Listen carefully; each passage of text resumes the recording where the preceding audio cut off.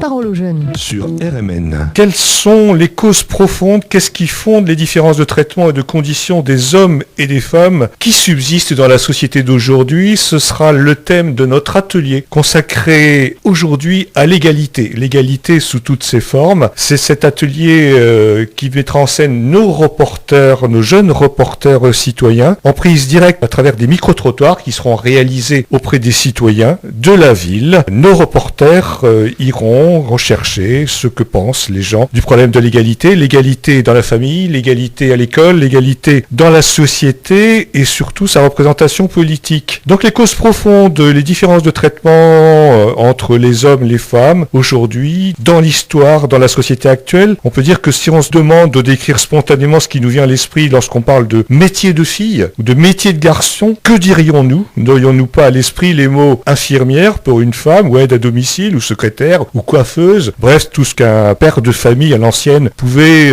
souhaiter à sa fille, ou ceux de garagiste, de plombier, de plâtrier, de VRP ou encore de chirurgien. D'où viennent ces représentations? Il faut dire qu'elles sont véhiculées très tôt dans les livres scolaires, dans les livres d'histoire traditionnels d'abord, où les femmes sont quasi absentes, où elles sont seules présentes parfois, et de plus en plus dans des fonctions ou dans des rôles très secondaires. On parle souvent de la femme du président, on parle de la mère ou de la favorite du roi sous l'Ancien Régime. Également dans les manuels d'éducation civique où seuls les hommes politiques sont cités et où les femmes là aussi sont réduites à des fonctions de pure représentation. Pour y voir plus clair, donc dans ces représentations que chacun peut avoir de l'égalité entre hommes et femmes, nos apprentis reporters qui s'appellent, allons-y.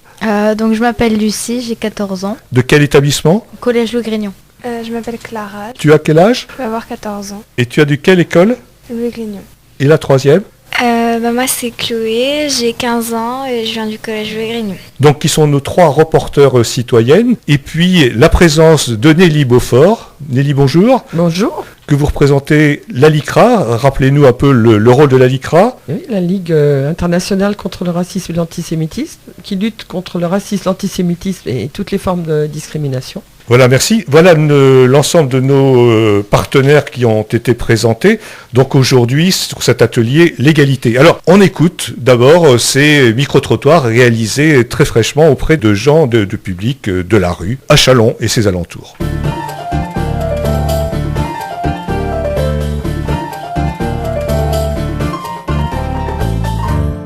Pour vous, que signifie le mot égalité? Alors pour moi, l'égalité, c'est la même part de chance pour les hommes comme pour les femmes. Que tout le monde puisse faire la même chose, sans distinction aucune.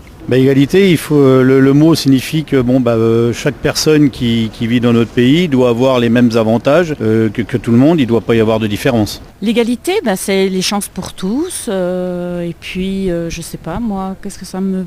L'égalité, c'est pour que tout le monde soit ait le même régime social, éducatif, etc. C'est donner la même chance à tout le monde, que ce soit dans la vie privée, dans la vie sociale, que chacun ait la même part, chacun ait les mêmes conditions, les mêmes chances. Égalité des chances, égalité sur les revenus, égalité des sexes, égalité, voilà. Pour moi, l'égalité, c'est tous les citoyens ont les mêmes droits, mais aussi les mêmes devoirs devant la loi, devant les obligations. On ne fait pas de discrimination.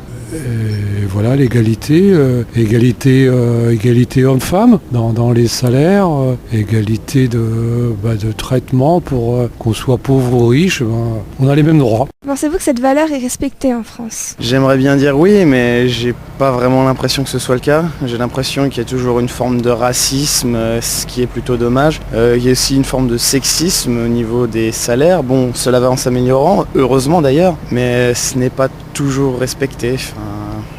C'est parce que les gens sont comme ça et malheureusement on n'y peut pas vraiment grand chose. Oui, je pense que c'est respecté parce qu'il y a des lois qui font en sorte que ça le soit. Après, oui.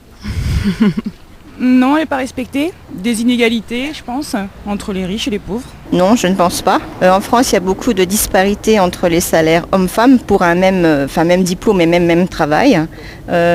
Il y a aussi une différence entre quelqu'un et la couleur de peau qui n'est pas très respectée non plus. Alors là, que ça soit... Non, je ne pense pas que tout le monde soit égalité dans notre pays. Loin de là. Pour beaucoup de choses, aussi bien par rapport aux nationalités des gens, par rapport à leur profession, par rapport à leur âge ou à leur métier, leur travail. Non, l'égalité, vous prenez les gens en retraite... pour les gens qui ont fait le même temps de travail, ils n'ont pas des retraites égales, donc non, il y a beaucoup de choses à revoir. Dans quel domaine cette valeur est-elle la mieux appliquée d'après vous? Peut-être pas chez l'être humain, parce qu'il y a toujours des petits problèmes là-dessus. Pas dans le travail, c'est sûr. Dans l'éducation, peut-être.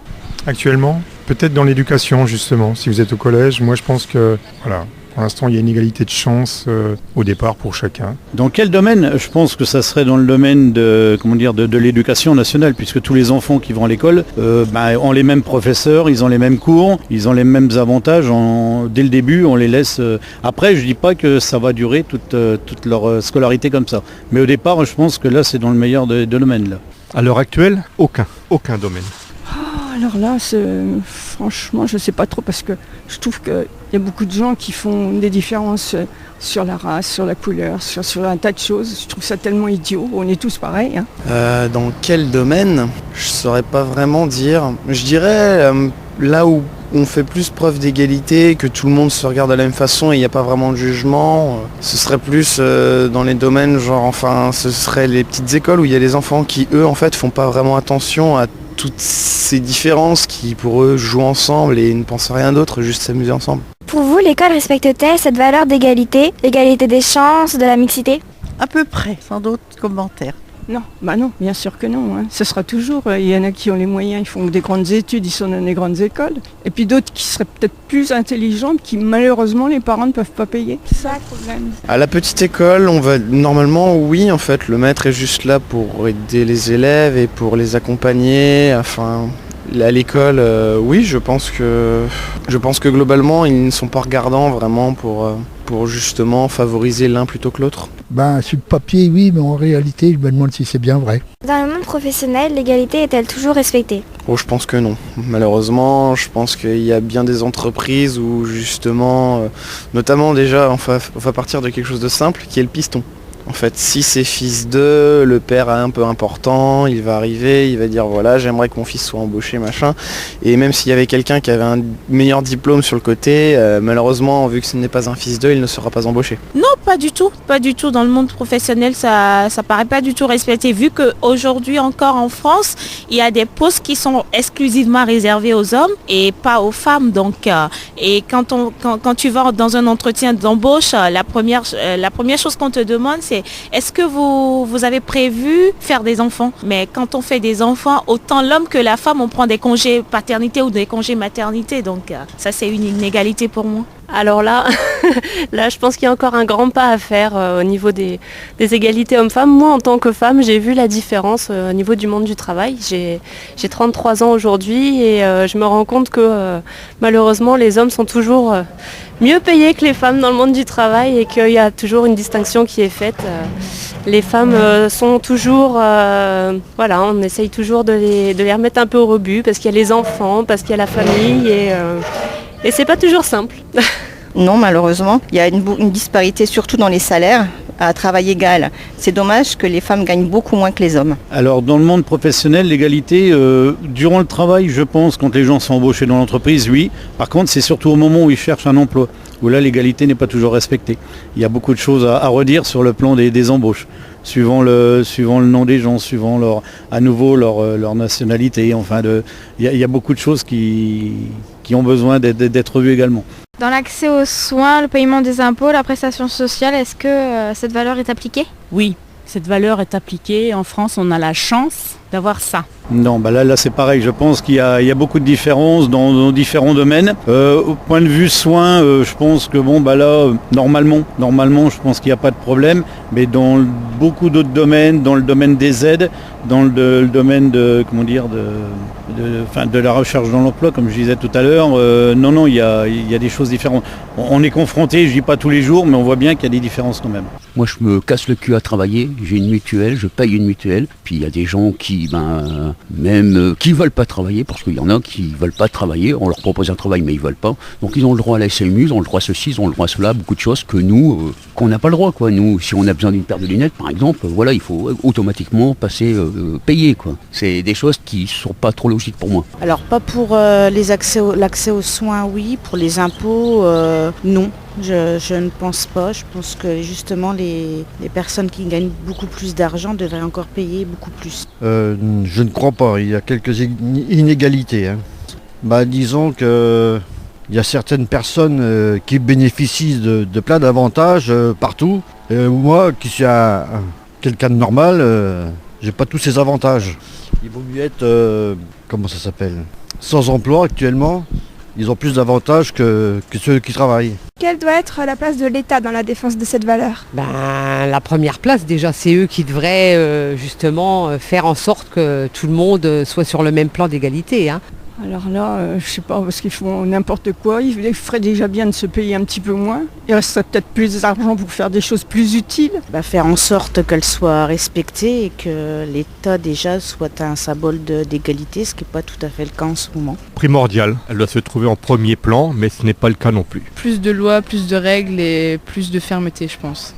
Et de l'égalité surtout.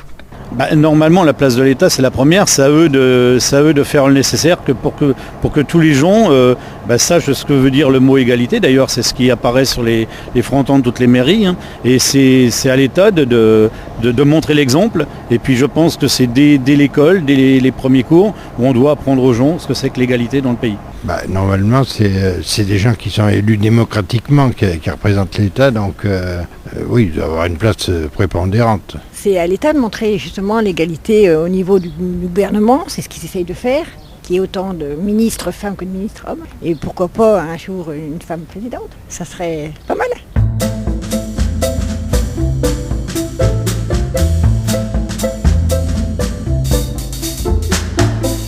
Peut-on dire que des progrès sont intervenus dans nos sociétés ? La place de la femme est-elle entièrement reconnue et admise comme l'égale de l'homme ? D'abord dans la famille et à l'école. Là, je me tourne vers vous. Est-ce que vous pensez que le rôle de la femme est aujourd'hui entièrement reconnu à l'égal de l'homme, déjà dans la famille et dans l'institution scolaire ? Alors, à travers les micro-trottoirs qu'on a entendus à l'instant, on s'aperçoit, dites-moi si je me trompe, que c'est surtout en milieu scolaire que l'égalité est le plus respectée. Est-ce que vous êtes d'accord avec ça ? Oui. Donc vous pensez que l'école est un facteur d'égalité, d'intégration, plutôt d'égalitarisme entre les hommes et les femmes. C'est ce qui relève de toutes les réponses qu'on a entendues. En tout cas, l'école primaire, le collège et le lycée, oui. Et surtout chez les plus jeunes, c'est-à-dire sur l'école primaire. Vous pensez que c'est à l'école primaire que là, je dirais, ce sont les facteurs d'égalisation le plus sensibles. Ah oui, c'est même sûr.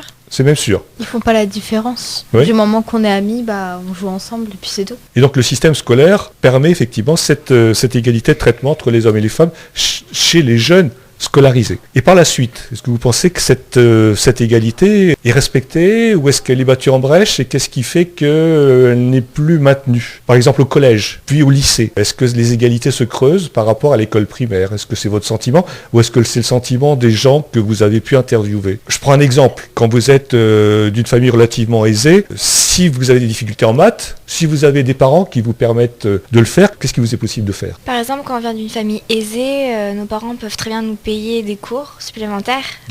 Des cours de soutien, c'est ça ? C'est ça. Ouais. Alors que si on vient d'un milieu moins aisé, c'est sûr qu'on n'aura pas, quoi. On n'aura pas cette chance-là. C'est ça. Et donc forcément, ça creuse un écart, un fossé entre les parents qui peuvent offrir des cours de soutien à leurs enfants et les autres. Je pensais que c'est la réalité des choses. On passe à l'entreprise, au métier.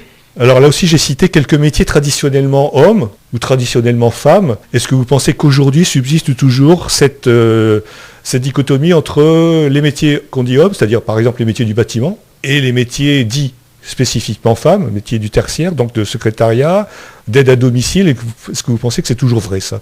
Est-ce qu'on dit toujours tu es un homme, tu rentreras dans le bâtiment, tu feras tel métier parce que tu es un homme, parce que c'est ta sœur, elle fera autre chose, parce que c'est une femme, elle n'est pas appelée à travailler dans le bâtiment par exemple, ou être chauffeur, routier. Est-ce que vous pensez que c'est toujours vrai? Ah oui, oui. Oui. Peut-être dans les familles, ils le disent moins, mais après, quand à un entretien d'embauche ou autre, c'est totalement ça. Vous pensez que dans les embauches, dans les entreprises, on tient compte du sexe en fonction du métier recherché? Après, ça dépend, ça a quand même évolué depuis quelques années, mais ça n'évolue pas assez. Est-ce que tu as des exemples qui te viennent à l'esprit? Par exemple, maintenant, on voit beaucoup plus de femmes dans le métier des bâtiments, qui peuvent être maçons, ou voilà, et qu'on peut très bien aussi voir des hommes qui sont sages-femmes. Oui, ça c'est très récent. Ou dans la mécanique auto, effectivement, il nous arrive de rencontrer des femmes qui ont choisi de faire une carrière dans la mécanique auto, même si elles sont toutes seules avec 12 ou 15 collègues masculins, elles n'ont pas peur de s'affronter à leurs collègues dans une discipline qu'elles ont choisie. Est-ce que vous avez d'autres exemples comme ça de métiers qu'on croirait spécifiquement féminins ou masculins et qui ont évolué avec le temps? Exemple, la police, les métiers comme ça, où il faut à la base être assez sportif et tout, la police, on voit beaucoup de femmes dedans quand même maintenant. Oui. Ou professeur des écoles. On voit beaucoup des femmes. À une époque, on voyait même que des femmes. Oui, c'est vrai que c'était un métier très féminisé au départ. Oui, et que maintenant, c'est égal, il y a pas... Oui. Peut-être pas dans les classes primaires ou les classes maternelles, où là on rencontre souvent...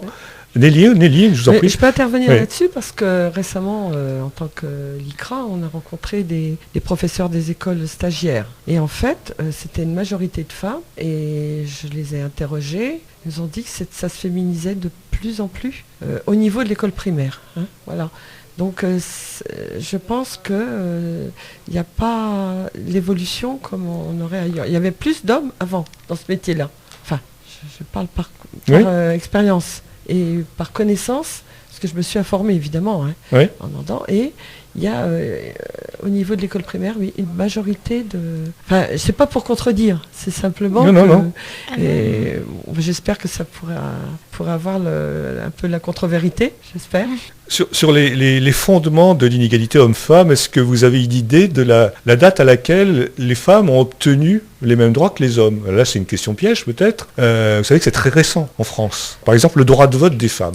1944. Oui, bravo. Oui, tout à fait. Ça, c'est encore plus récent. Ça date d'une 50aine d'années. Les femmes ont pu obtenir le droit d'exercer une activité professionnelle sans l'autorisation de leur mari. C'est seulement depuis 1965 que les femmes peuvent librement exercer une activité professionnelle. Ça veut dire qu'avant, elles devaient obtenir l'autorisation de leur mari. Ça vous dit quoi aujourd'hui? Ça vous parle? Pas du tout. On voit plus jamais ça. Après, ça arrive peut-être dans certains foyers, mais c'est vraiment des foyers extrêmes, quoi. Il fallait l'autorisation du mari, quelle que soit l'activité. Plus récent encore, on a parlé également dans les interviews des hommes politiques de l'État, du rôle de l'État dans l'égalité entre les hommes et les femmes. Aujourd'hui, encore, en France, vous avez une majorité, que vous regardez un débat à l'Assemblée et au Sénat, qu'est-ce que vous voyez? Souvent des crânes chauves, on va dire, et un peu dégarnis d'hommes d'âge avancé. C'est la réalité des choses. Les femmes sont très peu représentées. La loi qui porte l'égalité de traitement entre les hommes et les femmes en politique est encore plus récente. D'après vous, là, de quand? 1975. Non, beaucoup plus récent. C'est la loi de 2000. Je disais 2000. Ouais. Et ensuite, on a eu des lois différentes. Alors, il y a eu la loi Roudy, il y a eu d'autres dispositions sur l'égalité salariale entre les hommes et les femmes, notamment. Mais l'égalité entre les femmes et les hommes en politique date de l'année 2000. Et c'est seulement très récemment, il y a quelques années, je pense que c'était de mémoire, c'était 2007, qu'on a décidé de donner le même nombre de postes aux hommes et aux femmes dans les exécutifs politiques. Par exemple, aujourd'hui, dans les élections locales, dans les mairies, dans les conseils départementaux, dans les conseils régionaux, vous savez que les listes sont composées à parité entre les hommes et les femmes, mais ça, c'est très récent. On dit que ce sont les hommes qui détiennent le pouvoir. Est-ce que le pouvoir, c'est une notion qui relève de la masculinité? Est-ce que vous pensez que les femmes sont inaptes, en gros, à occuper des responsabilités politiques? Je pense pas, parce que je pense que ça vient qu'avant, la femme était considérée comme mineure, tout ça, alors... certains hommes, on va dire, pensent que la femme est moins apte à ce genre de métier, où il faut savoir s'imposer, tout ça. Et pourtant, on est tous constitués pareil, on n'a pas tous la même façon de réfléchir, mais on peut tous réfléchir pareil, quoi. Oui. Est-ce que vous avez des exemples en tête de femmes politiques aujourd'hui ou de femmes chefs d'entreprise qui sont devenues des grandes femmes politiques et qui ont marqué leur temps? Angela Merkel, en Allemagne. Par exemple, la chancelière allemande, oui, bien sûr, tout à fait. Et en France, on a très peu d'exemples, mais vous en avez quelques-unes en tête. Nelly? Simone Veil. Par exemple, Simone Veil, Elisabeth Badinter ou d'autres encore. Donc ça, c'est le monde de l'entreprise. Et dans l'administration, est-ce que vous pensez que les progrès, là aussi, sont visibles dans l'entrée dans l'administration entre les hommes et les femmes? Est-ce que cette égalité de traitement est respectée? Ou est-ce qu'elle est comme dans l'entreprise privée? Est-ce qu'elle n'est pas... est-ce que ce n'est pas une réalité? Je trouve qu'en administration, on ne voit pas beaucoup d'hommes. Vous pensez que l'administration est très féminisée? Est-ce que vous ne pensez pas que c'est à certains niveaux de fonction que cette féminisation se fait? Nelly a peut-être une explication. Plusieurs choses. Dans l'administration, théoriquement, on est recruté sur concours et on ne fait pas de différence entre les hommes et les femmes. Donc on pourrait penser que tout le monde est égal. Voilà. Sauf que le déroulement de carrière est un peu différent, quoi. Il y a toujours certains préjugés à l'encontre de la femme qui font qu'il peut y avoir des différences dans les promotions, des différences de traitement, dans l'attribution des missions. Maintenant, je dirais quand même, pour être passé par l'administration moi-même, qu'il y a quand même beaucoup plus, dans certaines administrations, il y avait une majorité d'hommes. On pourrait citer par exemple le ministère de l'Agriculture. Une majorité d'hommes, il y a beaucoup plus de femmes maintenant, et je dirais qu'il y a un certain progrès. Au niveau de l'application des lois, il reste à changer les mentalités. Et c'est ça qui fait la différence. Je ne sais pas si je me fais bien comprendre. C'est ce qui fait la différence. Il existe aussi des différences d'inégalité de traitement selon les fonctions. Exactement. Dans les fonctions de direction, c'est vrai qu'il généralement... De responsabilité. Moi, j'ai connu des cas où le public, enfin l'usager, s'adressait à une femme systématiquement comme étant la secrétaire d'un homme, la subalterne, même si elle-même, c'était elle qui était chargée de responsabilité. Vous voyez le regard et le chef est l'homme. Voilà, le chef c'est l'homme, l'employé subalterne c'est la femme. Et évidemment, ça n'est pas ça. Ne serait-ce que déjà au regard de la loi, heureusement. Il y a quand même une évolution positive, mais il faudra du temps pour qu'on arrive à beaucoup plus d'égalité. Il y a un domaine qu'on n'a pas cité, on a parlé de la famille, de l'école, de l'entreprise, de l'administration, le monde des arts et de la culture. Est-ce que c'est un monde égalitaire également entre les hommes et les femmes? Est-ce que vous pensez que dans les métiers du cinéma, dans les métiers du théâtre, de la littérature, les hommes et les femmes ont le même rôle, la même importance, et les mêmes capacités, la même présence aujourd'hui? Je pense que ça a évolué qu'avant. Par exemple, dans le cinéma, on donnait beaucoup des rôles plus importants, beaucoup plus souvent à des hommes. Mais je pense que ça a évolué parce qu'on voit beaucoup de films avec des femmes des femmes qui sont tête d'affiche et ne sont pas seulement les faire-valoir des hommes, effectivement, comme c'était le cas avant. Et même avant, il y avait des hommes qui faisaient du théâtre et on déguisait les hommes en femmes. Exact, tout à fait, dans le théâtre classique, oui. Pour qu'ils jouent des rôles de femmes, parce qu'ils ne voulaient pas prendre une femme de peur que ça se passe mal. Les femmes étaient interdites de théâtre d'ailleurs. Les femmes n'avaient pas le droit de monter sur les planches dans le théâtre antique. Et donc on grimait les hommes, on les maquillait en femmes, de façon à tenir des rôles féminins. C'est vrai. Est-ce qu'il y a d'autres domaines qui vous viennent aujourd'hui à l'esprit, qui consacrent cette évolution du rôle respectif de la femme et de l'homme?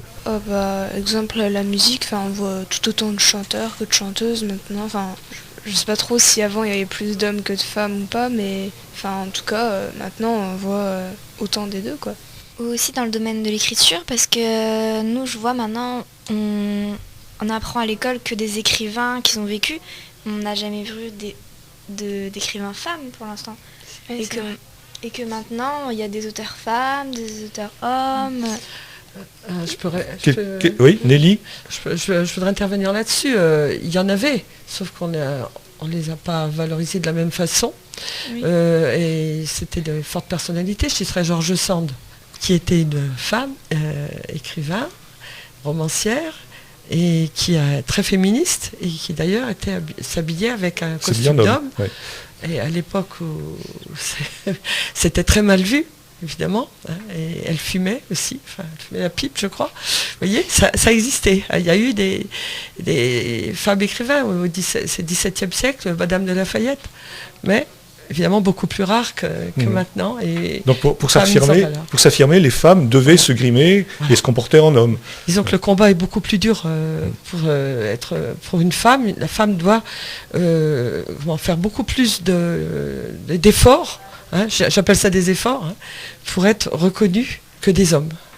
Et il a fallu attendre l'après-guerre pour rencontrer des gens comme Simone de Beauvoir, ou autres pour prendre la cause des femmes et là se poser en tant que femme et non pas une imitation de l'homme. Françoise Giroud. Françoise Giroud qui était journaliste d'ailleurs à l'Express et autres, pour que ces rôles soient inversés. On a fait le tour de la question. Est-ce que vous pensez que ces progrès sont réels? Est-ce qu'il y a encore des choses à faire pour maintenir et améliorer cette égalité? Est-ce qu'il y a encore des poches de résistance dans la mentalité? On l'a vu à travers les micro-trottoirs, il y a encore des gens qui considèrent que peut-être que la femme n'est pas l'égale de l'homme. Est-ce que pour vous, il y a des domaines où c'est la réalité et où les femmes n'ont pas leur rôle à jouer? Oui. Par exemple, vraiment, je pense que le pire, entre guillemets, c'est le monde professionnel, quoi. C'est encore le monde de l'entreprise, oui. On a une jeune élève d'une filière restauration qui va nous dire un peu ce qu'elle pense de la présence des hommes et des femmes, peut-être dans cette filière. Avant, on voyait comme quoi la cuisine, c'était plus les femmes qui le voyaient, enfin, qui faisaient... C'est-à-dire que la femme était faite pour... Oui, la cuisine était réservée aux femmes, c'est ça, concrètement? Alors que maintenant, on voit plein de chefs qui sont connus et tout. Enfin, après... Mais on connaît peu de femmes chefs connues. Mais pourtant, à une époque, c'était les femmes à la cuisine, quoi. Oui, c'était les femmes cuisine, ménage et... Oui, mais là c'est peut-être l'aspect noble du chef auréolé de ses étoiles et de sa réputation de grand chef qui fait que c'est lui qui domine. Par contre, c'est vrai qu'on rencontre assez peu de femmes de chefs étoilés femmes par rapport aux hommes, non? Donc il reste encore ce clivage entre les hommes et les femmes dans les métiers de la restauration. Et dans les autres métiers de la restauration, comme le service, par exemple, est-ce que tu rencontres autant d'hommes que de femmes dans ta filière? Il y a des hommes, mais il n'y en a pas autant que de femmes. En tout cas, il y a des progrès à faire. Oui. Ça, c'est certain. Moi, D'accord. Je pense que ça a beaucoup évolué dans le service. Hein. Enfin, moi, je vois même presque plus souvent des hommes au serveur que de femmes. Mais dans les cuisines, c'est pas toujours le cas. Donc, en gros, si je résume, à travers Nelly, peut-être un commentaire là-dessus. Commentaire, c'est que c'est un combat permanent. Je pense que même s'il y a des progrès, il ne faut pas relâcher. Il faut être vigilant et veiller à ce qu'on applique au moins les lois. Voilà. Parce qu'il y a des lois qui existent. On est obligé de passer par ça pour obtenir des progrès, même si au départ on n'est pas d'accord pour qu'il y ait un genre de quota dans certains métiers. Puisque les quotas, en fait, c'est un nombre de femmes, nombre d'hommes. Hein. Est-ce que la règle des quotas, alors c'est souvent un sujet de discussion politique, oui. Est-ce que c'est une solution de poser des quotas? Moi, personnellement, j'étais contre, mais en même temps, ça a permis de faire bouger les choses. Ça permet de débloquer des situations, souvent. Voilà, ça débloque. Voilà, exactement, ça débloque les situations. Donc si je résume, dans la suite de ce que dit Nelly, de la LICRA, aujourd'hui des progrès existent, il reste encore à être confirmé dans le passé, je crois que c'est le point de vue de chacun, c'est le point de vue qui ressort de nos interviews, chacune est d'accord, ce sera peut-être notre mot de conclusion. On remercie donc Clara, Chloé et Lucie pour leurs interventions brillantes auprès de notre public, et puis bien sûr Nelly Beaufort de la LICRA. Merci à tous, c'était avec le concours d'Alaoui et de Cassandra, donc c'était cet atelier consacré aujourd'hui à l'égalité. Merci à tous.